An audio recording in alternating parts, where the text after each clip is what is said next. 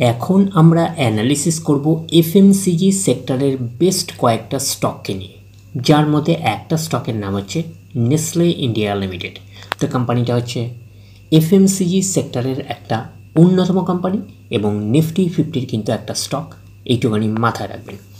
তো কোম্পানিটা এখন ট্রেড করছে 2615 টাকায় এখন ট্রেড করছে।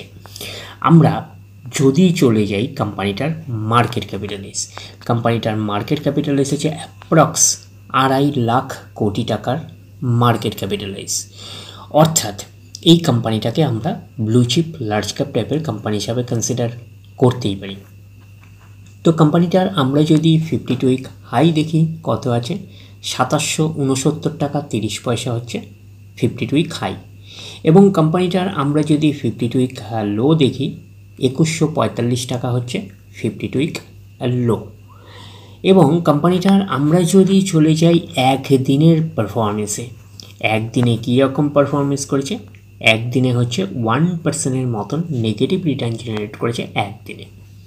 5 দিনের পারফরমেন্স করেছে 2%-এর মতন পজিটিভ রিটার্ন জেনারেট করেছে 5 দিনে। 1 মাসের পারফরমেন্স দিয়েছে 3%-এর মতন পজিটিভ রিটার্ন জেনারেট করেছে 1 মাসে। আমরা যদি চলে যাই 6 মাসে দেখি কী রকম পারফরমেন্স করেছে, 6 মাসে হচ্ছে 2%-এর মতন পজিটিভ রিটার্ন জেনারেট করেছে 6 মাসে। 1 জানুয়ারি থেকে পারফরমেন্স করেছে কত, 4.5%-এর মতন নেগেটিভ রিটার্ন জেনারেট করেছে 1 জানুয়ারি থেকে। 1 বছরে কীরকম পারফরমেন্স করেছে, 1 বছরে হচ্ছে 14%-এর মতন পজিটিভ রিটার্ন জেনারেট করেছে 1 বছরে। তো ন্যাচারাল ব্যাপার, আমরা জানি যে শর্ট টার্মে সেভাবে ওয়েলথ ক্রিয়েট হয় না স্টক মার্কেট থেকে, যত লং খেলবেন স্টক মার্কেটে তত হচ্ছে ওয়েলথ ক্রিয়েট হয়। বাট এই কোম্পানিটা কিন্তু শর্ট টার্মে অর্থাৎ 1 বছরে একটা ওকে টাইপের পারফরমেন্স করেছে। আমরা এইটুকুনি বলতে পারি 14 থেকে 14.5%-এর মতন পজিটিভ রিটার্ন জেনারেট করেছে 1 বছরে অর্থাৎ শর্ট টার্মে। তো এখন দেখার বিষয় কোম্পানিটা কি লং টার্মে ভালো পারফরমেন্স করেছে, লং টার্মে কি শেয়ার হোল্ডারদের ওয়েলথ ক্রিয়েট করে দিয়েছে, সেটাই কিন্তু এখন আমাদের দেখার বিষয়। তাহলে আমরা চলে যাচ্ছি কোম্পানিটার 5 বছরের চার্ট প্যাটার্নে। তো 5 বছরে কীরকম পারফরমেন্স করেছে, 124%-এর মতন পজিটিভ রিটার্ন জেনারেট করেছে 5 বছরে। 100% মানে ইনভেস্টমেন্ট ডবল, তো ইনভেস্টমেন্টকে কিন্তু ডবলের অনেকটাই বেশি করে দিয়েছে 5 বছরে। তো সেই হিসাবে কিন্তু একটা ডিসেন্ট টাইপের পারফরমেন্স করেছে, আমরা এইটুকুনি বলতেই পারি। ব্লু চিপ লার্জ ক্যাপ টাইপের কোম্পানিগুলোর মূল টার্গেট হচ্ছে 5 বছরে ইনভেস্টমেন্টকে ডবল করা। তো এই কোম্পানিটাও হচ্ছে ব্লু চিপ লার্জ ক্যাপ টাইপের কোম্পানি। তো এই কোম্পানিটাও কিন্তু 5 বছরে ইনভেস্টমেন্টকে কিন্তু ডবলের অনেকটাই বেশি করে দিয়েছে। তো সেই হিসাবে আমরা বলতে পারি একটা ডিসেন্ট টাইপের পারফরমেন্স করেছে 5 বছরে। এইবারে আমরা চলে যাব ম্যাক্সিমাম চার্ট প্যাটার্নে।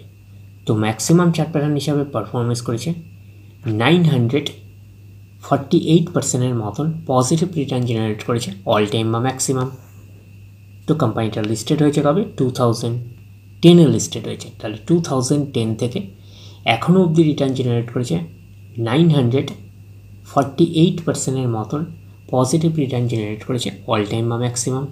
তো ম্যাক্সিমাম চার্ট প্যাটার্নটা কিন্তু লেফট টু রাইট ওপরের দিকে মুভ করছে। তো সেই হিসাবে কিন্তু একটা ডিসেন্ট টাইপের চার্ট প্যাটার্ন হিসাবে আমরা কনসিডার করতেই পারি। এবং কোম্পানিটা কিন্তু ফান্ডামেন্টালি সাউন্ড কোম্পানি, এইটুখানি কিন্তু মাথায় রাখবেন।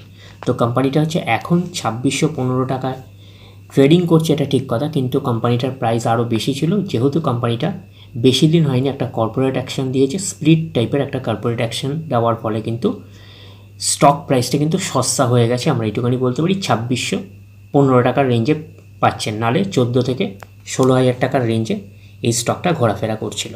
তো স্প্লিটের পরে হচ্ছে প্রাইসটা অনেকটাই কমেছে, এইটুখানি কিন্তু মাথায় রাখবেন। তো এই স্টকটাকে আপনারা র্যাডারে রাখতে পারেন। তারপরে আমরা চলে যাচ্ছি নেক্সট স্টক। নেক্সট স্টকের নাম হচ্ছে ব্রিটানিয়া ইন্ডাস্ট্রিজ লিমিটেড। তো এই কোম্পানিটাও হচ্ছে এফএমসিজি সেক্টরের একটা অন্যতম কোম্পানি। এই কোম্পানিটাও কিন্তু নিফটি 50-এর কিন্তু একটা স্টক, এইটুখানি মাথায় রাখবেন। তো কোম্পানিটা এখন ট্রেড করছে 5,758 টাকা 55 পয়সায় এখন ট্রেড করছে। আমরা যদি চলে যাই কোম্পানিটার মার্কেট ক্যাপিটালাইজ, কোম্পানিটার মার্কেট ক্যাপিটালাইজ কত রয়েছে, 1,39,000 কোটি টাকার মার্কেট ক্যাপিটালাইজ, অর্থাৎ এই কোম্পানিটাকেও আমরা ব্লু চিপ লার্জ ক্যাপ টাইপের কোম্পানি হিসাবে কনসিডার করতেই পারি। তো কোম্পানিটার পিই রেশিও কত আছে? 64.82 হচ্ছে পিই রেশিও। এবং কোম্পানিটার আমরা যদি 52 উইক হাই দেখি কত আছে? 5,800 টাকা হচ্ছে 52 উইক হাই। এবং কোম্পানিটার আমরা যদি 52 উইক লো দেখি 4,347 টাকা হচ্ছে 52 উইক লো। এবং কোম্পানিটার আমরা যদি একদিনের পারফরমেন্সে যাই 1.5% মতন পজিটিভ রিটার্ন জেনারেট করেছে একদিনে। 5 দিনে কীরকম পারফরমেন্স করেছে? 5.5% মতন পজিটিভ রিটার্ন জেনারেট করেছে 5 দিনে। 1 মাসের পারফরমেন্স দিয়েছে 4.5% মতন পজিটিভ রিটার্ন জেনারেট করেছে 1 মাসে। আমরা দেখি 6 মাসে কীরকম পারফরমেন্স করেছে। 6 মাসে পারফরমেন্স করেছে 12% মতন পজিটিভ রিটার্ন জেনারেট করেছে 6 মাসে। 1 জানুয়ারি থেকে কীরকম পারফরমেন্স করেছে? 8% মতন পজিটিভ রিটার্ন জেনারেট করেছে 1 জানুয়ারি থেকে। 1 বছরে কীরকম পারফরমেন্স করেছে? 1 বছরে হচ্ছে 13% মতন পজিটিভ রিটার্ন জেনারেট করেছে 1 বছরে। তো ন্যাচারাল ব্যাপার, আমরা জানি যে শর্ট টার্মে সেভাবে ওয়েলথ ক্রিয়েট হয় না স্টক মার্কেট থেকে। যত লং খেলবেন স্টক মার্কেটে তত হচ্ছে ওয়েলথ ক্রিয়েট হয়। বাট এই কোম্পানিটা কিন্তু শর্ট টার্মে অর্থাৎ 1 বছরে একটা ওকে টাইপের পারফরমেন্স করেছে, আমরা এইটুখানি বলতে পারি। 13% মতন পজিটিভ রিটার্ন জেনারেট করেছে 1 বছরে অর্থাৎ শর্ট টার্মে। তো এখন দেখার বিষয় কোম্পানিটা কি লং টার্মে ভালো পারফরমেন্স করেছে, লং টার্মে কি শেয়ার হোল্ডারদের ওয়েলথ ক্রিয়েট করে দিয়েছে, সেটাই কিন্তু এখন আমাদের দেখার বিষয়। তাহলে আমরা চলে যাচ্ছি কোম্পানিটার 5 বছরের চার্ট প্যাটার্নে। তো 5 বছরে কীরকম পারফরমেন্স করেছে? 107% মতন পজিটিভ রিটার্ন জেনারেট করেছে 5 বছরে। তো 100% মানে ইনভেস্টমেন্ট ডবল, তো ইনভেস্টমেন্টকে কিন্তু ডবলের কিছুটা বেশি করে দিয়েছে 5 বছরে। তো সেই হিসাবে কিন্তু একটা ডিসেন্ট টাইপের পারফরমেন্স করেছে, আমরা একটুখানি বলতেই পারি। তো ব্লু চিপ লার্জ ক্যাপ টাইপের কোম্পানিগুলোর মূল টার্গেট হচ্ছে 5 বছরে ইনভেস্টমেন্টকে ডবল করা। তো এই কোম্পানিটাও হচ্ছে ব্লু চিপ লার্জ ক্যাপ টাইপের কোম্পানি। তো এই কোম্পানিটাও কিন্তু 5 বছরে ইনভেস্টমেন্টকে কিন্তু ডবলের বেশি করে দিয়েছে। তো সেই হিসাবে কিন্তু একটা ডিসেন্ট টাইপের পারফরমেন্স করেছে 5 বছরে, আমরা একটুখানি বলতেই পারি। এইবারে আমরা চলে যাব কোম্পানিটার ম্যাক্সিমাম চার্ট প্যাটার্নে, দেখব যে ম্যাক্সিমাম চার্ট প্যাটার্ন হিসাবে কীরকম পারফরমেন্স করেছে। তাহলে আমরা চলে আসলাম ম্যাক্সিমাম চার্ট প্যাটার্নে।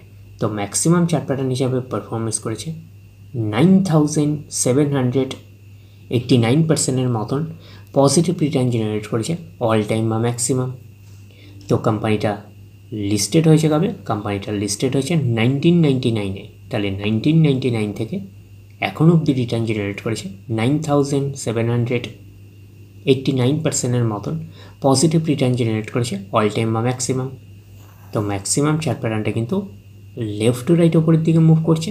তো সেই হিসাবে কিন্তু একটা ডিসেন্ট টাইপের চার্ট প্যাটার্ন হিসাবে আমরা কনসিডার করতেই পারি। এবং কোম্পানিটা কিন্তু ফান্ডামেন্টালি সাউন্ড কোম্পানি, এইটুখানি কিন্তু মাথায় রাখবেন। তো এই স্টকটাকে আপনারা রাডারে রাখতে পারেন। তো ওভারঅল আমরা হচ্ছে এফএমসিজি সেক্টরের দুটো বেস্ট স্টককে নিয়ে অ্যানালিসিস করলাম। একটা হচ্ছে নেসলে ইন্ডিয়া আর একটা হচ্ছে ব্রিটানিয়া ইন্ডাস্ট্রিজ। তো দুটো কোম্পানি কিন্তু ব্লু চিপ লার্জ ক্যাপ টাইপের কোম্পানি। তো দুটো কোম্পানি এইটুখানি আমরা বলতে পারি এফএমসিজি সেক্টরের কোম্পানি। তো এফএমসিজি সেক্টর কিন্তু এখন একটা স্লো ডাউন ফেজের মধ্যে দিয়ে চলছে। তো এফএমসিজি সেক্টরে কিন্তু গ্রোথ অনেক অংশে কমে গেছে, আমরা এইটুখানি বলতে পারি যে আগের মতন সেই রকম গ্রোথ নেই। তার কারণটা কি?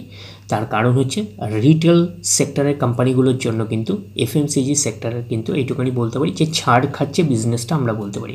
তার কারণ কি? রিটেল সেক্টরের বিজনেসে বিভিন্ন করে, যেরকম আপনি ডিমার্ট বলতে পারেন, তারপরে হচ্ছে রিলায়েন্স স্মার্ট বলতে পারেন বা জিও স্মার্ট বলতে পারেন। রিলায়েন্সের যে রিটেল রিলেটেড যে বিজনেস রয়েছে বা রিটেল সেক্টরের যেসব বিজনেসগুলো রয়েছে সেই সব কোম্পানিগুলো কী হয়, এফএমসিজি সেক্টর থেকে কিন্তু বাল্কে প্রোডাক্ট কেনে, তার ফলে কিন্তু ডিসকাউন্ট রেটে পায় এরা। তার ফলে কিন্তু এদের মার্জিনটা অর্থাৎ ব্রিটানিয়া ইন্ডাস্ট্রিজের মতন কিন্তু বা নেসলের মতন এরকম বড় বড় কোম্পানির এফএমসিজি কোম্পানিগুলো কিন্তু তাদের মার্জিনটা অনেক অংশে কমছে, এইটুখানি কিন্তু মাথায় রাখবেন।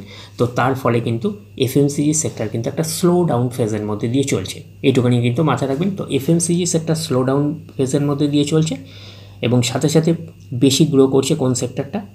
রিটেল সেক্টর গ্রো করছে, যেরকম ডিমার্ট বলতে পারেন, তারপরে রিলায়েন্সের রিটেল সেগমেন্ট আপনি বলতে পারেন, তো এইসব সেগমেন্টগুলো, এছাড়া যত রিটেল রিলেটেড বিজনেস করছে সেই সংক্রান্ত বিজনেস যেসব কোম্পানিগুলো করছে তারা হচ্ছে বিশেষ করে বেনিফিটেড হচ্ছে, এবং সেই সেক্টরের মধ্যে অনেক অংশে গ্রোথ এসে গেছে এবং ফিউচারেও আরও গ্রোথ আসছে। বাট এই কোম্পানিগুলোর ক্ষেত্রে সেই অর্থে কিন্তু সেই রকমভাবে গ্রোথ দেখা যাচ্ছে না। তাহলে ওভারঅল ভিউটা আপনাদের কাছে ক্লিয়ার, কনসেপ্টটা ক্লিয়ার। তাহলে ওভারঅল আমরা বলতে পারি যে এফএমসিজি সেক্টরের বেস্ট এই দুটো স্টককে আপনারা রাডারে রাখতে পারেন। ডিরেক্টলি গিয়ে জাম্প করে বাই করবেন না, ফার্দার স্টাডি করবেন। আফটার দ্যাট হচ্ছে আপনারা ডিসাইড করবেন কোন স্টকটা বাই করবেন কি করবেন না। তাহলে এই অবধি, নেক্সট ভিডিওতে আবার আপনাদের সাথে আমার দেখা হচ্ছে। ধন্যবাদ।